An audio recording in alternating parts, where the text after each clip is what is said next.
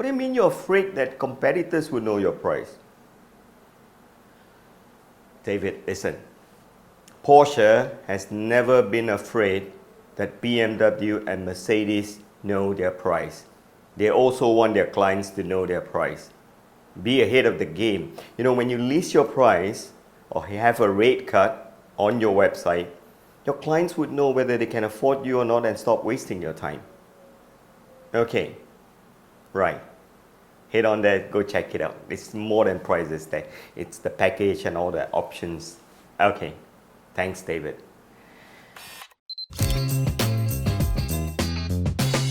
I get that kind of call a lot. Photographers calling me and ask me, hey, I'm getting a shoot next week. How do you charge?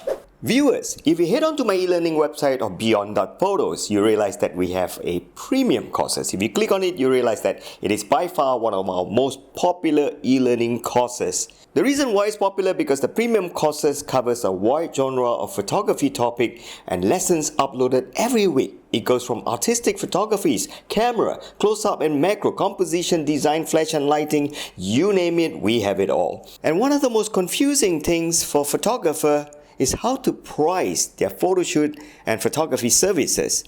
This lesson you're about to watch is an abridged and summarized version of the full lesson that we uploaded to premium courses last year.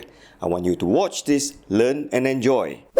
Well, there's a rule of thumb. I always use a passport-sized photo as the base. In Malaysia, a passport-sized photo, if you were to walk in and get 6 photos printed out, sit there on a stool, look at a camera, have a flash fire on you, that's 20 ringgit.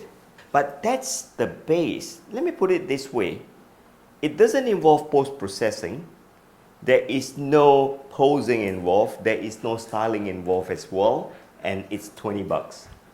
Now, how many times would you charge if you were to shoot one photo for a fashion catalog brand? You notice that you need to style the model. You need to light up exquisitely, almost full body. It's no longer like your passport photo. And not only that, you have to do a couple of shots. You also need to post-process the photo, and you need to think of the concept for the shoot as well, even though it's just a simple model posing with the wardrobe. How many times you reckon is more expensive with all the work in compared to a passport photo? 10? Let's do the maths. If it is 20 bucks, 10 is 200. So instead of pricing it at 200 bucks for a shot like this, you can go slightly lower, like maybe 190 bucks, 180 bucks. Don't forget that there are more works involved. You need to post-process photos like this. This may take half an hour to an hour.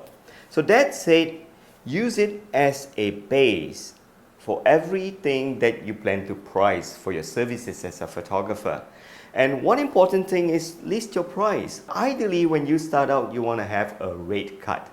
It's a piece of card traditionally that we give out to agencies, telling them how much headshots are, how much catalog shoots are, how much fashions are.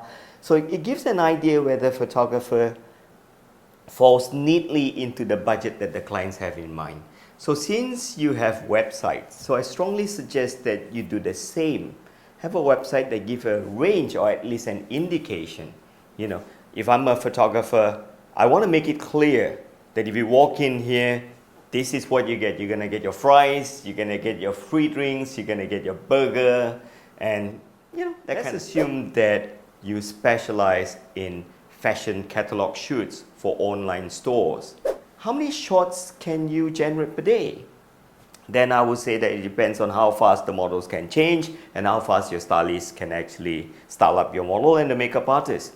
So that's a lot of uncertainties. Then the client will say that they are professionals, they are really fast. I'll bring them over, you can use my stylist, you can use my makeup artist, but how fast can you get? Which is true, that is debatable.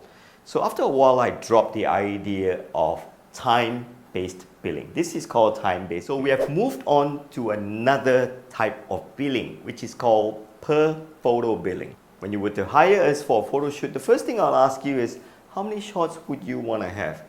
Well, typically they will come and tell me that, oh, 5 or 50, or sometimes they'll just scratch their head and say, I wouldn't know, what do you think?